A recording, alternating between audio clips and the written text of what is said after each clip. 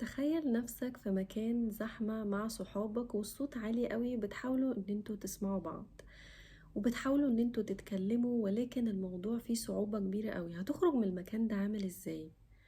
احساسك ده تخيل ان هو ملازمك طول الوقت لان انت عايش في الحالة دي.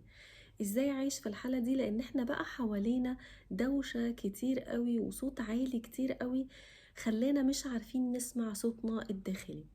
النهاردة في الفيديو ده أنا هكلمكم عن إزاي إن احنا نوطي صوت الدوشة اللي حوالينا، وإزاي إن احنا نقدر نسمع صوتنا الداخلي. ده موضوع حلقتنا النهاردة، أتمنى إن هي تعجبكم.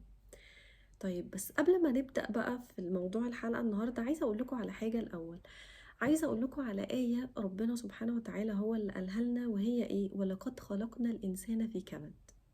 ربنا قال لنا ان هو خلقنا في كبد، يعني في عناء، يعني في معاناة مستمرة للإنسان.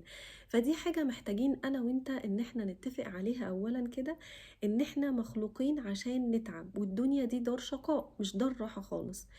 طيب طب نعمل ايه؟ يعني ما هي دار شقاء، ما احنا كده كده بنعاني، طب ما معاناة ومعاناة بقى؟ لا، هتفرق كتير.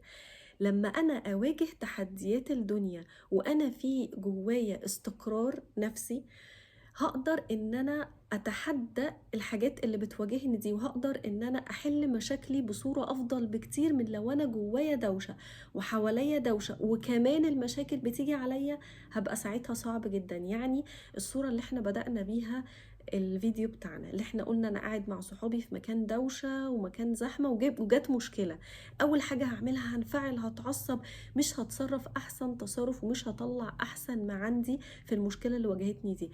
انما مكان تاني انا قاعد فيه هادي، بتكلم مع صحابي، بضحك، بهزر، وجالي مشكلة، ساعتها اكيد رد فعلي هنا مش هيبقى زي رد فعلي هنا. فانا الدنيا دار شقاء، احنا كلنا بنعاني، ولكن انا احط نفسي في مكان هادي نفسيا، احط نفسي في مكان مستقر، عشان لما تجيلي التحديات اقدر ان انا اواجهها بصورة افضل بكتير من لو جاتلي وانا تحت ضغط، او انا اصلا مش سامع نفسي، او انا اصلا قاعد في دوشة كبيرة حواليا. دي اول حاجة محتاجين ان احنا نتفق عليها. تعالوا بقى نتكلم اول حاجة في الفيديو ازاي ممكن ان احنا نوطي صوت الدوشة الكتير قوي اللي حوالينا دي. هقولكوا على 9 حاجات جمعتها لكم النهاردة عشان ان احنا نقدر نوطي الصوت العالي اللي حوالينا ده. اول حاجة ان احنا نرجع نتصل بالطبيعة تاني. يعني ايه نتصل بالطبيعة؟ ان احنا نبص على الحاجات الطبيعية اللي حوالينا. مهم ان احنا واحنا ماشيين ما بقاش ماشي مثلا يا اما سرحان يا اما اي حاجة، لا، ابقى ماشي ابص، افتح الشباك ابص على السماء، ابص على السحاب. انا مثلا الاسبوع اللي فات كنت مسافره وكنت قاعده على البحر، فضلت قاعده بص على البحر، وتعمدت ان انا اروح بدري جدا عشان ما يبقاش في حد موجود على البحر، عشان ابص على البحر وهو ما فيهوش ناس. افضل بص على البحر لفتره طويله، نقعد، انا مثلا الحمد لله ممكن اقعد مثلا بالساعات في الوضع ده. ولكن طب لو حد لسه بيبدا 5 دقايق 10 دقايق، بدل ما افضل اقعد اشتت نفسي في حاجات كتير وانا على البحر، لا، افضل قاعد مركز وباصص على البحر بس. باصص على لما نظري يبقى باصص على حاجة واسعة وبراح قوي كده، انا برتاح، احنا نفسيتنا بترتاح. حاجة تانية ممكن ابص عليها، ممكن ابص على الشجر، ممكن ابص على السما زي ما قلت. شوفوا انتوا بتحبوا ايه في الطبيعة بيبدأوا افضلوا باصين عليه. انا كمان بعلم الموضوع ده لولادي، يعني وانا سايقة مثلا واحنا في العربية، اقعد مثلا لهم الله بصوا الالوان السما شكلها حلو قوي. امبارح واحنا ماشيين كان القمر شكله منور قوي، قعدت قلت لهم الله بصوا القمر شكله عامل ازاي، انتوا متخيلين ان الشمس، وقعدنا نتكلم عن القمر والشمس في العربية. طب انا هنا بعمل ايه؟ انا هنا بعلم ولادي ان هم دايما يتصلوا بالطبيعة، ما بقاش ماشي مش واخد بالي اصلا لون السما كان ايه النهاردة، لا، ابقى ماشي باصص ومركز على الحاجات اللي حواليا في الطبيعة الجميلة اللي ربنا خلقها دي. وعلى فكرة عايزة اقول لكم بره الدكاترة النفسيين، وقريت كذا حاجة في الموضوع ده، ان هم بيخلوا لما يلاقي مريض تعبان قوي او حتى لو مش تعبان قوي، بينصحوه ان هو يتصل بالطبيعة، ويقعد مثلا يوم او يومين منعزل تماما عن العالم الخارجي وقاعد في الطبيعة. بيقعد بقى ينزل مية، يقعد ما بين أشجار، ما بين شلالات، على حسب المكان المتاح ليه، ولكن دي حاجة بتنفع جدا في نفسيتنا. دي كانت أول حاجة. تاني حاجة إن أنا روحانياتي بقى، الصلاة، القرآن، التسبيح. ودي حاجة على فكرة احنا بنعملها روتينية، احنا محتاجين طالما احنا بنعملها روتينية، طب ما ندخل حتى لو صلاة واحدة في اليوم اعملها بتركيز، حتى لو 30 تسبيحة واحدة في اليوم مثلا زي الحمد لله اعملها بتركيز. وانا بقول الحمد لله قلبي يبقى حاضر، وانا بقول الذكر ده قلبي يبقى يعني متشبع جدا، وذهني بالحمد لله اللي انا بقولها دي. استحضر بقى حاجات حلوة حصلت في حياتي، استحضر نعم ربنا رزقني بيها. المهم ان انا وانا بسبح ابقى حاضر بقلبي في التسبيح ده، ده هيخليني اهدى بكتير جدا ومتصل مع نفسي. تالت حاجة ان انا ممكن لو حد يقدر يعمل مساج مثلا مرة او في الاسبوع او مرة كل شهر، او حتى يبقى مرة كل شهرين، بس المهم ان انا اروح اعمل مساج، لان ده بيفك عضلات الجسم وبيخليني ابقى اهدى بكتير. لان احنا بناخد الحاجات الخارجية على اعصابنا وجسمنا كمان بيبقى مشدود بسبب الستريس هرمونز بقى والحاجات كتير، الهرمونات كتير اللي احنا بنفرزها. فالمساج بيساعدنا ان احنا نهدى ونهدي جسمنا قبل اعصابنا وقبل مخنا. رابع حاجة ودي مهمة قوي وانا عارفة ان انتوا بتسمعوها كتير، هي الرياضة. حتى لو انا مش بتمرن، مش لازم تروح الجيم، مش لازم تعمل حاجة مهلكة، 15 دقايق كل يوم اتمرن. هو التمرين على فكرة مش مفيد بس لصحتك الجسدية، هو مفيد لصحتك الذهنية. احنا مخنا بيصفى بالتمرين، بيفرز هرمونات كتير جدا، ومش عايزة اقعد اشغلكم باساميها اثناء التمرين. منهم هرمون السعادة، منهم ان انا العضلات نفسها بتاعت جسمي، وجسمي نفسه بيبقى في حالة احسن بكتير من لو انا قاعد طول اليوم مش بتحرك، او لو انا بتحرك الحركة الروتينية بتاعتي مش بتحرك 10 دقايق من باب الرياضة. ويا سلام بقى لو عملتها مع رقم واحد وتمشيت في طبيعة، او تمشيت مثلا في التراك بتاع النادي في حاجة فيها اوبن اير، لو انا قدرت. لو ما قدرتش ان شاء الله حتى لو تمشيت في البيت، بس المهم ان انا ادخل الرياضة في الروتين اليومي بتاعي. رقم 5، ان انا حاجة مشتتة جدا، ان انا ابعد عن موبايلي شوية. بلاش ان احنا السوشيال ميديا بقت سحلانة سحلة، وفي كذا اب وفي كذا حاجة. وعايزة اقول لكم بقى على حاجة خضتني. تخيلوا لو انت قاعد على موبايلك ساعتين في اليوم، وانا يعني اكاد اجزم والله اعلم ان في ناس بتقعد اكتر من ساعتين بكتير في اليوم على الموبايل. وافتحوا كده على الموبايل وشوفوا في السيتنجز لو انتوا ايفون، يعني شوفوا الموبايل، شوفوا انتوا بتقعدوا كام ساعة على الموبايل. لو انت قعدت ساعتين كل يوم على الموبايل بتاعك، هنحسبها في السنة، هتبقى انت خسرت فوق 700 ساعة، تقريبا 730 او حاجة كده في السنة بتاعتك. انت متخيل 700 ساعة ضيعتهم في اللاشيء؟ طب ما هو اقنن وقت السوشيال ميديا شوية، اقنن الوقت اللي انا قاعد بسكرول فيه على الموبايل. ما هو ده بيشحنني طاقة سلبية، بيشحنني بالستريس، بيخليني غصب عني اقارن نفسي بحياة غيري، بيضايقني بيوترني، فابدأ اعمله اكتر. بقيت مدمن، بقيت عايزة اشوف، بقيت عايزة اعمل. كل الحاجات دي بتشتتنا عن نفسنا، وبتعلي الصوت الدوشة اللي حوالينا قوي، وكمان بتخلينا ما نتصلش بنفسنا اكتر، بتبعدنا عن نفسنا جدا. فاقنن وقت الموبايل بتاعي، حتى لو اشوف مثلا الوقت اللي انا بستعمله قد ايه، واقلله الربع النص على حسب مقدرتي. ولكن المهم يبقى فيه تقليل حتى لو بسيط، بس يبقى فيه تقليل. بعد كده رقم 6، ان انا اعمل مديتيشن. ومديتيشن هنا ممكن يكون بمعناه البسيط قوي. هو اولا عايزه اقول لكم المديتيشن هيساعدنا ليه، اللي هو ترجمته اليقظه، ان انا اكون حاضر، ان انا فعلا اكون حاضر، ولا افضل مخي يرجعني للماضي ولا مخي يرميني للمستقبل. اعيش في اللحظه الحاليه. هو ده هدف المديتيشن، ان هو يساعدني يخليني ابقى في اللحظه اللي انا فيها دلوقتي.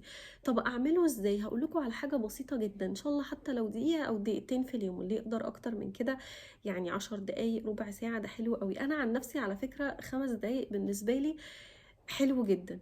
هنقعد نعمل ايه؟ هنقعد ان احنا نغمض عينينا ونقعد في مكان هادي كده، ومكان ياريت لو يكون فيه هوا حلو او هوا طبيعي. نقعد ان احنا نفرد ظهرنا ونسنده على حاجة، بس راسنا ما تكونش مسنودة على حاجة. نفرد ظهرنا كده وما نبقاش مشبكين ايدنا او مشبكين رجلنا، نبقى جسمنا كده مرتخي. ونبدأ ان احنا نرخي عضلات جسمنا، ونتنفس نفس عميق من مناخيرنا. ولو ياريت لو نكتمه مثلا لمدة عدت 1 2 3، وبعدين نطلعه من بقنا كده، وهكذا ان شاء الله اعملها 10 مرات 15 مرة عدة، يعني اللي هو اتنفس واطلع النفس. وطول ما انا بتنفس انا مثلا بعمل ايه؟ بسرح في حاجة انا شفتها قبل كده، يعني مثلا بستحضر شكل البحر اللي انا كنت قاعدة عليه، بستحضر شكل السماء اللي انا شفتها. ممكن تستحضر حاجة حلوة انت بتحبها. حط نفسك في مود حلو في المديتيشن ده، لما تطلع منه هتحس ان انت بقيت اهدى، اعصابك بقيت اهدى. لما يجيلك اي تحدي مش هتبقى متنشن، مش هتبقى مشحون على الاخر، لا انت بتفضي اول باول الطاقة اللي انت اتشحنت بيها من المثيرات الخارجية. فالمديتيشن مهم قوي ان احنا نعمله ولو 5 دقايق. بعد كده سابع حاجة هي ان انا اكتب. في ناس هتقولي ما بحبش الكتابة، معلش هي الكتابة مهمة. اكتب ايه؟ اعمل ايه؟ اكتب اي حاجة. اكتب مثلا انا امبارح، لو انت مش بتكتب خالص عود نفسك انا امبارح خرجت عملت كذا رحت كذا. عود نفسك ان انت تحكي لنفسك. والله يا جماعة انا بعمل الموضوع ده من زمان قوي قوي، وهو ده من الحاجات الاساسية اللي ساعدتني ان انا ارتبط بنفسي. انا ما كنتش بكتب، ولكن بقيت ابداها ايه؟ اكتب وانا متضايقه قوي. بدات اكتب وانا متضايقه قوي، كل ما يحصل لي موقف وحش قوي مضايقني قوي، وانا ساعات لما بتكلم مع الناس ما برتاحش، لان هو مهما اتكلمت مع الناس انت مش هتقدر توصل شعور الالم اللي جواك، ومحدش هيفهمك قد ما انت ما فاهم نفسك. لو مهما حد قالك انا مقدر انا حاسس، بس مش هيكون زي القدر الالم اللي انت حاسس بيه. هيكون ممكن شبهه، ممكن حاجة، بس مش بنفس قدر الالم اللي انت حاسس بيه.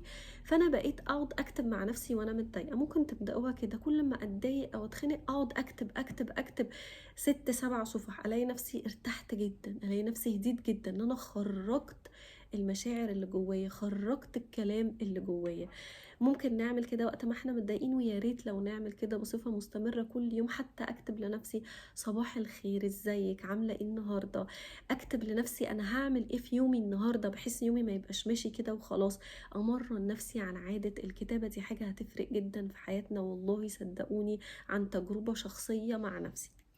بعد كده 8 حاجة، أشوف حاجة أنا بحبها، هواية أنا بحبها، بس هواية تكون مفيدة. يعني مش مثلا إن أنا أتفرج على التلفزيون، لا، أكون هواية مفيدة. إن أنا مثلا في ناس بتحب التريكو، في ناس بتحب الرسم، في ناس بتحب التلوين. أنا ساعات كتير بحب قوي إن أنا أقعد ألون.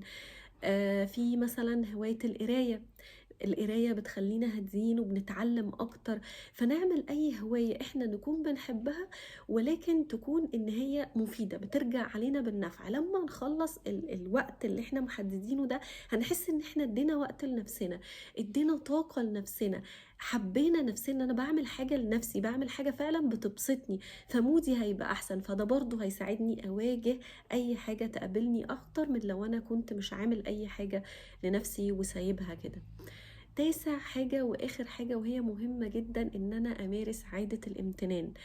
ايه رأيكم لو كل يوم أول ما تصحى وقبل ما تنام أو في نص اليوم، هو في أبحاث كتير بتقول إن أنت قبل ما تنام، ولكن أنا بقولك في أي وقت براحتك، المهم إن أنت تعملها. اقعدي افتكري كده مع نفسك 3 حاجات كانت حلوة في يومك النهاردة. وعلى فكرة دي برضو حاجة تعلموها لأولادكم. أنا قلت لبنتي الصغيرة، جبت لها نوت بوك صغننة كده وقلم شكله حلو، وخليتهم جنبها وهي نايمة. وجبت لابني الكبير، بس هو مش عارف يعني مش بينفذ الحاجة دي، أنا وراه، وهي الحمد لله نفذتها. فنحاول ان احنا نقول لاولادنا الحاجة دي، في منهم اللي هيسمع الكلام وفي اللي هنفضل نحاول معاه لحد ما ان شاء الله يعملها. فليلى بقت تعمل ايه؟ بقت كل يوم تكتب 3 حاجات حلوة في يومها. كل يوم حتى واحنا مسافرين بلاقيها اخدت النوت بوك معاها وبتكتب فيه كل يوم قبل ما تنام 3 حاجات حلوة. ده هيخلينا دايما جوانا طاقة ان احنا عنا تشوف الحلو اللي كان في يومنا، عنا تدور على الحاجات الحلوة. طب وكمان ممكن نسأل نفسنا انا عملت ساعدت مين النهاردة؟ ايه الحاجة الحلوة اللي انا ضفتها ليومي النهاردة؟ اسئلة حلوة كده ممكن نسأل نفسنا بيها قبل ما ننام بالليل، هتحطنا في مود حلو جدا، وتخلي عندنا اخر شعور حاسين بيه هو شعور الامتنان. ال9 حاجات دول صدقوني وعن تجربة شخصية ومع الناس معايا في السيشنز، لو انت شوفي مثلا انت ايه اكتر حاجتين ممكن تبدأي بيهم، او حاجة واحدة ممكن تبدأي بيها، وبعدين كملي وابني عليها بقية العادات التانية لحد ما ال9 حاجات دول تبقوا بتعملوهم كل يوم في حاجات في حياتكم. اكيد ما تقولوليش ان شخص بيعمل ال9 حاجات دول هيمر عليه مثلا سنة سنتين، او هيمر عليه وقتا ما ويقابله تحدي في حياته او يقابله مشكلة في حياته هيبقى نفس الشخص اللي لو ما عملش الحاجات دي قابله مشكلة في حياته. اكيد رد فعل ده مش هيبقى رد فعل ده نهائيا. فياريت لو تبدأوا بحاجة واحدة من الحاجات دي. بعد كده بقى عايزة اقول لكم، بعد ما وطينا صوت الدوشة اللي حوالينا، ممكن بقى ان احنا نرجع نسمع صوتنا الداخلي ازاي؟ بثلاث حاجات هسمع صوتي الداخلي بيهم. اول حاجة ان انا اسمعه اصلا، نبطل ان احنا نهرب منه، نبطل ان احنا نجري، نبطل ان احنا اول ما يجيلي صوت في بالي اقعد افتح الموبايل، لا، بطل هروب. اقف واسمع صوتي جاي يقول لي ايه، عايز يقول لي ايه، اسمع نفسي. تاني حاجة بعد ما اسمع نفسي واعرف هي عايزة تقولي ايه، ابدأ ان انا احتوي نفسي، افهم نفسي. زي صاحبي لما يجي يقول لي حاجة، مش بقعد الوم عليه واعمل عليه واتضايق وكذا، لا، احتويني، احتوي مشاعري، احتوي ايا كان الحالة اللي انا فيها، احتوي نفسي في الحالة دي. وتالت حاجة ان انا اتقبل لو انا عايز اعمل حاجة غلط، اتقبل ان انا كنت عايز اعمل حاجة غلط. لو انا عايز ان انا ما اعملش حاجة، اتقبل ان انا مش قادر اعمل الحاجة دي. وبعد كده بقى اقوم نفسي. فانا الاول هسمع نفسي، بعد كده هحتوي نفسي، بعد كده هتقبل ايا كان الحالة اللي انا فيها.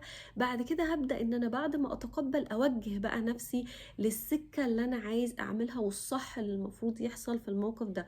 طبعا الموضوع ده احنا هنتكلم فيه باستفاضة في فيديوهات جاية ان شاء الله. فأتمنى يكون الفيديو ده مفيد ليكم، وأتمنى يكون نفعكم ولو 1%. وإن شاء الله المرة الجاية هنتكلم عن أصواتنا الداخلية إيه هي، عشان نقدر إن احنا نفهم نفسنا من جوه أكتر. اكتبولي في الكومنتس إيه هي أكتر حاجة فرقت معاكم في الفيديو ده، وأشوفكم الفيديو الجاي على خير.